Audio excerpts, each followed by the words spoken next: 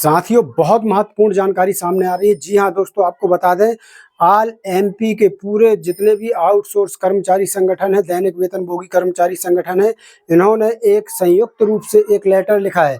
और ये लेटर भारत के राष्ट्रपति, प्रधानमंत्री, मुख्यमंत्री, श्रम मंत्री, जितने भी बड़े बड़े मंत्रालय हैं, सभी जगह जाना है। और इस लेटर में पूरी डिटेल्स, पूरे आउटसोर्स दैनिक वेतनभोगी अंशकालीन कर्मचारियों की पूरी समस्याएं लिखी हुई हैं। साथियों, बहुत ही महत्वपूर्ण लेटर है। ये लेटर आज ही जो है सब जगह चला जाएगा, चाहे वो भारत सरकार के श्रम मंत्री हो, श्रम मंत्रालय हो, या फिर राज्य सरकार का हो, भारत के राष्ट्रपति हो, प्रधानमंत्री हो, मुख्यमंत्री हो, सभी के मंत्रालय तक ये लेटर जाना है। पूरा लेटर हमारे पास आ चुका है। पूरा लेटर एक एक बताएंगे। बहुत ही महत्वपूर्ण इसमें जानकारी अपडेट की गई है। संयुक्त रूप से सभी संगठन जितने भी हैं, आउटसोर्स कर्मचारियों के, दैनिक वेतनभोगियों के, अंशकालीन कर्मचारियों के, संयुक्त रूप से इन्होंने अब क्या है, एक होकर लेटर लिखा है। और ये सभी सारे संगठन एक हो गए हैं। और जब एक हो गए हैं तो ये संख्या बहुत बड़ी हो जाती है और निश्चित ही इसका प्रभाव जो है सरकार के ऊपर दबाव बनाने का काम करेगा। क्योंकि अभी अलग अलग संगठन मांग कर रहे थे, अब सभी संगठन एक हो गए हैं और इनका एक हो जाना ही इनकी सबसे बड़ी ताकत बनने वाली है। तो चलिए पूरा लेटर देखते हैं क्या कुछ है। वीडियो को जरूर शेयर कर देना, क्योंकि जब सभी संगठन इतनी मेहनत करते हैं तो थोड़ा सी मेहनत आप कर दीजिए, वीडियो को शेयर कीजिए, ताकि ये वीडियो शासन प्रशासन तक पहुंच सके, हमारे तमाम कर्मचारी भाइयों को जो है उनका हक मिल सके। तो वीडियो को शेयर जरूर करना।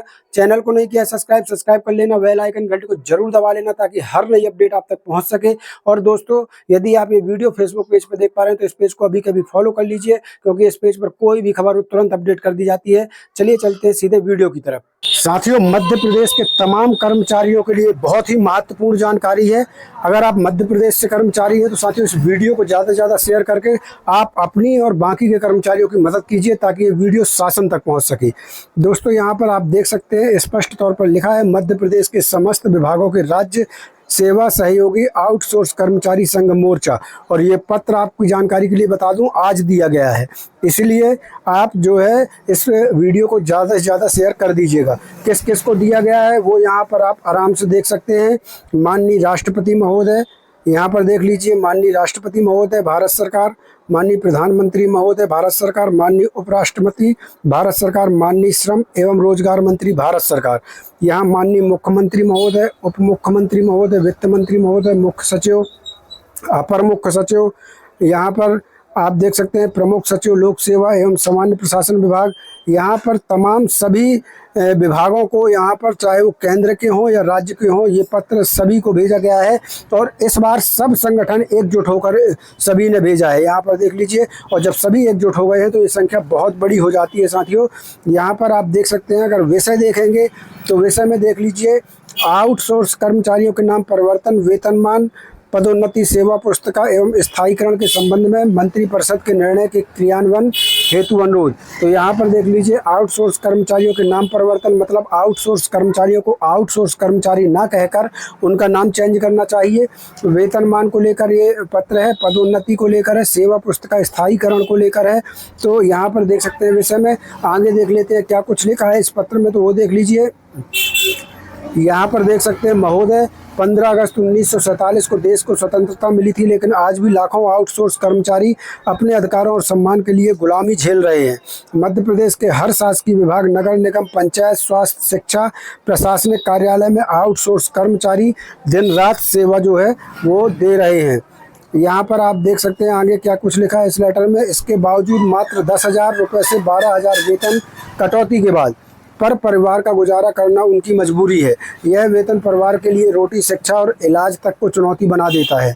सविनय निवेदन है कि मध्य प्रदेश शासन के विभिन्न विभागों में वर्षों से कार्यरत आउटसोर्स कर्मचारी जो अपनी दक्षता, ईमानदारी और परिश्रम से राज्य की प्रशासनिक एवं विकासात्मक गतिविधियों में योगदान दे रहे हैं, आज भी संविदात्मक अनिश्चितताओं और सामाजिक भेदभाव का सामना कर रहे हैं। यहाँ पर आप देखिए आगे क्या इस पत्र में लिखा है। दोस्तों, कुल अनुमानित आउटसोर्स कर्मचारी 9 लाख के समथिंग है, यहाँ पर देख सकते हैं। यहाँ पर औसत मासिक वेतन रुपये 30,000 बताई गई है। यहाँ पर आप ये 30,000 देखकर मत चौंकिएगा, क्योंकि साथियों इसमें प्रथम श्रेणी के कर्मचारी भी शामिल हैं, इसलिए औसत वेतन 30,000 है। यहाँ पर देखिए आगे चलकर जो चतुर्थ श्रेणी कर्मचारी है उनका कितना वेतन बनता है वो भी इस पत्र में दिया हुआ है। कुल मासिक वेतन व्यय रुपये 2700 करोड़ रुपए। बिचौलियों को दिया गया परसेंट 15%, कभी कभी तो 20%। शासन द्वारा पूर्व से आदेशित परसेंट 10% से अधिक नहीं दिया जा सकता बिचौलियों को। अब यहाँ पर देख लीजिए बिचौलियों द्वारा शोषण और उसका संभावित विकल्प। पहला 5% फर्जी सेवा प्रभार, जो कंपनी उनके वेतन से प्रति माह कंपनी के बाउंसर ले लेते हैं। रुपये 135 करोड़ माह नाम मात्र सेवा शुल्क बताया जाता है, जो वार्षिक रूप से कर्मचारी से लिया जाता है। भुगतान के पश्चात यह सीधे कर्मचारी को प्राप्त होने लगेगा। 10% अधिकारी बिचौलियों को अवैध भुगतान यानी 3240 करोड़ प्रति वर्ष आउटसोर्स कर्मचारी की पगार से काटकर बिचौलियों को दिया जाता है। 15% कुल बिचौलियों को जाता है। कुल मिला के ये 10 और ये 5 जोड़ लें तो 15% कुल बिचौलियों को जाता है। यानी कि अगर साल का देख लें तो 405 करोड़ माह, इस प्रकार 405 करोड़ प्रति माह है। इस साल का नहीं, 405 करोड़ प्रति माह। इस प्रकार रुपये 4860 करोड़ प्रति साल का जा रहा है। यह पैसा राज्य को मिल सकता है अगर सीधा वेतन कर्मचारी के खाते में जाने लगे तो ये पैसा बच जाएगा और राज्य सरकार को ये पैसा अच्छा खासा बचेगा। यहाँ पर देख सकते हैं नुकसान यहाँ देख लीजिए। पक्ष कर्मचारी नुकसान 15%। प्रस्तावित नीति वेतन कटौती, शोषण, भविष्य असुरक्षित, पूर्ण वेतन, सरकारी लाभ, सामाजिक सुरक्षा। यहाँ पर देख लीजिए शासन। यहाँ देख लीजिए शासन 3240 करोड़ प्रति वर्ष हानि शासन को हो रही है। यह राशि सीधे EPF, gratuity, bonus, pension fund उत्पादन में जा सकती है। और यहाँ पर देख लीजिए परिवार की बात कर लें तो परिवार में अस्थिरता, शिक्षा, स्वास्थ्य, संकट, स्थायित्व, सम्मान, ग्रामीण उत्थान। राज्य शासन के कर्मचारी के समतुल्य लागू किया जाए। आगे देख लेते हैं तो यहाँ देख लीजिए पत्र में क्या कुछ लिखा है।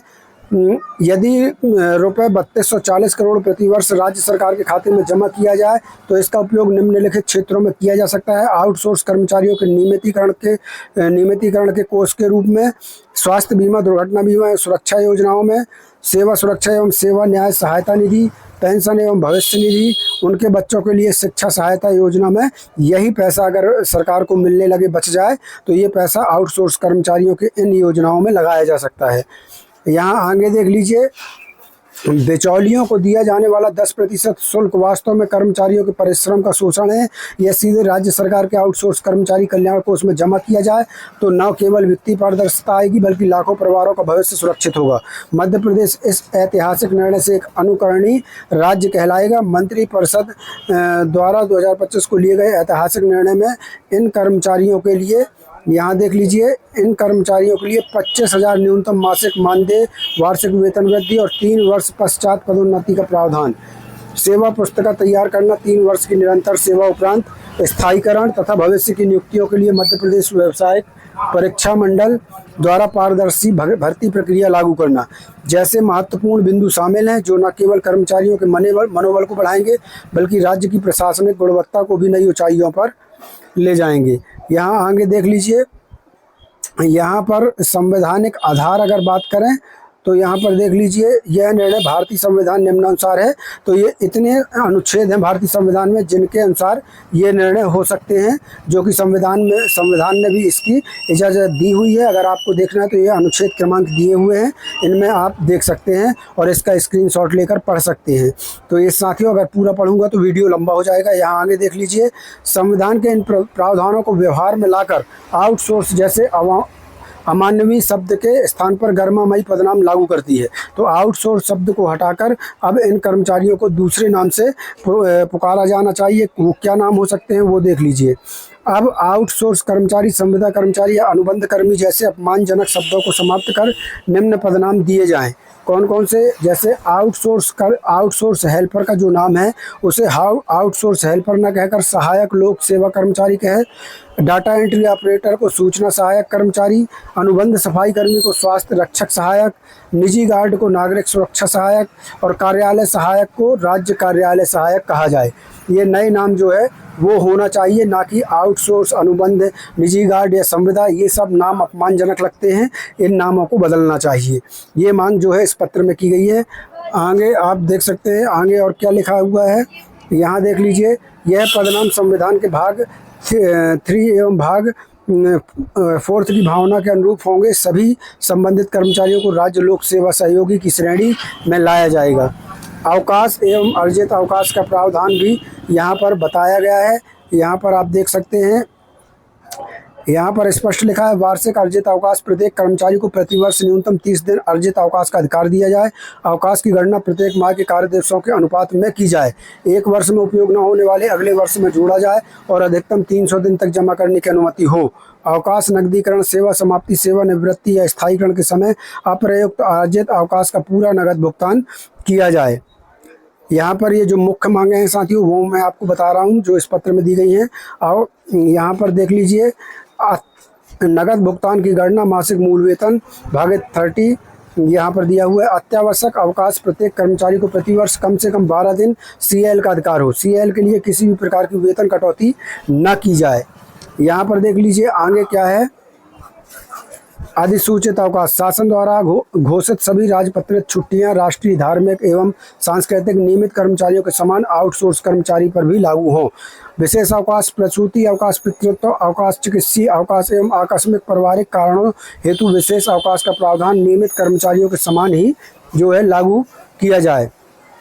यहाँ देख लीजिए, यहाँ पर दिया है दुरुपयोग रोकथाम। यदि कोई विभाग अर्जित अवकाश देने से इनकार करता है तो उसकी भरपाई लीव एनहेंसमेंट के रूप में अनिवार्य की जाए। अवकाश न देने या उसके भुगतान रोकने की स्थिति में विभागाध्यक्ष पर प्रशासनिक दंड की कार्रवाई हो। साथियों, पत्र थोड़ा बड़ा है लेकिन बहुत ही उपयोगी मांगे इसमें दी गई हैं। आउटसोर्स कर्मचारियों के लिए बहुत ही महत्वपूर्ण ये जानकारी है। यहाँ पर देख सकते हैं निगम हमारी मांग है, क्या क्या मुख्य मांगे हैं वो देख लीजिए।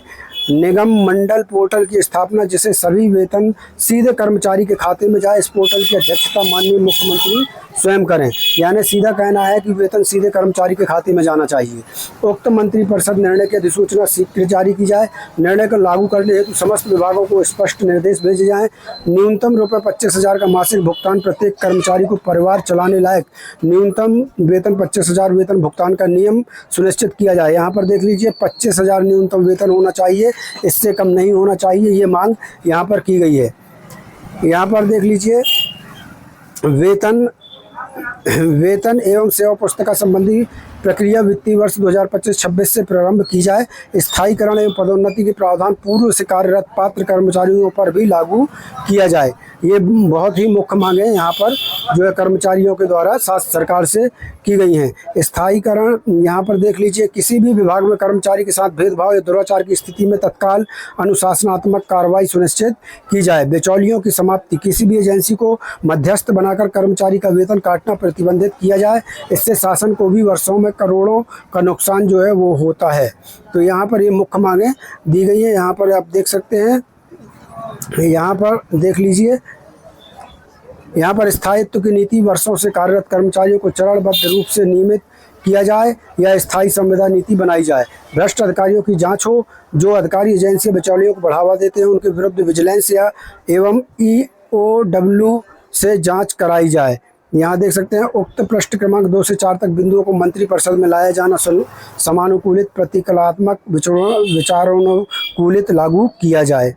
यहाँ पर देख सकते हैं साथियों, यहाँ पर अब अंतिम निवेदन क्या कर रहे हैं कर्मचारी वो देख लीजिए। हम आपके समक्ष यह विनती नहीं, संविधान की रक्षा का आह्वान लेकर आए हैं।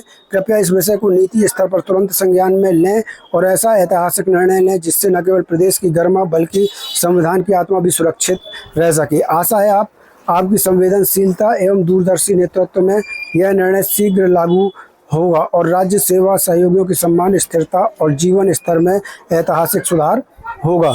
यहाँ पर साथियों ये पत्र जो है यहाँ देख सकते हैं, भावजी हस्ताक्षर, नाम अध्यक्ष आउटसोर्स कर्मचारी संघर्ष संघ मोर्चा। यहाँ पर आप देख सकते हैं, इसमें डेट वगैरह इसलिए नहीं डाली है क्योंकि ये पहले ही हमारे पास पत्र आ गया था। बाद में इसमें डेट और दस्तखत करके और ये पत्र भेज दिया गया है। ये आज ही ये पत्र दिया गया है सभी विभागों को। तो यहाँ पर ये बहुत सुंदर मांगे की गई है। इस वीडियो को ज़्यादा से ज़्यादा शेयर कर दीजिएगा ताकि सभी कर्मचारियों को उनका हक मिल सके।